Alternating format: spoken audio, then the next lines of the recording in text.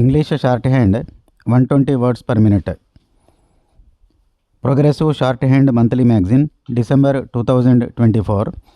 Exercise number 23. Please get ready, start. Honorable Speaker Sir, working with states, our government will facilitate development of cities as growth hubs.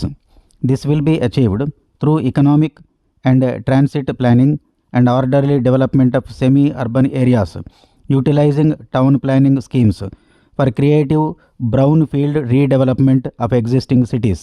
With a transformative impact, our government will formulate a framework for enabling policies, market-based mechanisms and regulation, transit-oriented development plans for 14 large cities with a population above 30 lakh will be formulated, along with an implementation and financing strategy under the PM Awas Yojana Urban 2.0 housing needs of 1 crore urban poor and middle class families will be addressed with an investment of rupees 10 lakh crore.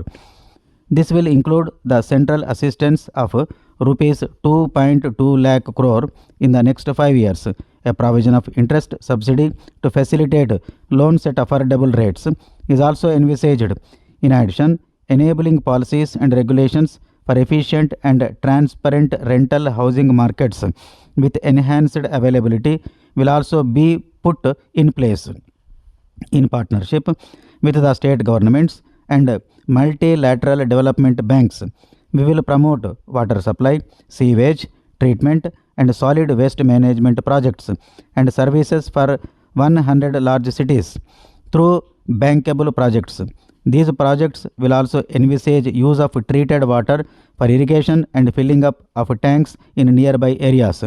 Building on the success of PM Swanidhi scheme in transforming the lives of street vendors, our government envisions a scheme to support each year over the next 5 years the development of 100 weekly hats or street food hubs in select cities. We will encourage states which continue to charge high stamp duty to moderate the rates for all and consider further lowering duties for properties purchased by women. This reform will be made an essential component of urban development schemes. In the interim budget, I had announced our strategy to sustain high and more resource efficient economic growth along with energy security in terms of availability, accessibility and affordability. We will bring out a policy document on appropriate energy transition pathways that balances the essentials of employment growth and environmental sustainability. In line with the announcement in the interim budget, PM Surya Ghar Mufti Bijli Yojana has been launched to install rooftop solar plants to enable 1 crore household obtain free electricity up to 300 units every month. The scheme has generated remarkable response. A policy for promoting pumped storage projects will be brought out for electricity storage and facilitating smooth integration of the growing share of renewable energy with its variable and intermittent nature in the overall energy mix. Nuclear energy is expected to form a very significant part of the energy mix with Vikasit Bharat. Towards that pursuit, our government will partner with the private sector for 1. Setting up Bharat Small Reactors, 2. Research and development of Bharat Small Modular Reactor and 3. Research and development of newer technologies for nuclear energy. The R&D funding announced in the interim budget will be made available for this sector. The development of indigenous technology for advanced ultra super critical thermal power plants with much higher efficiency has been completed.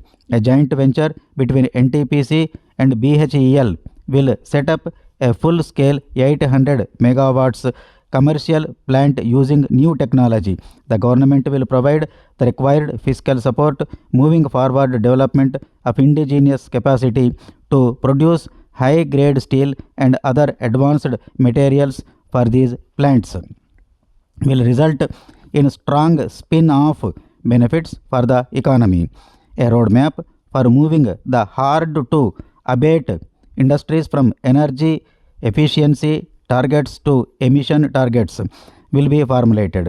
Appropriate regulations for transmission of these industries from the current perform, achieve and trade mode to Indian carbon market mode will be put in place.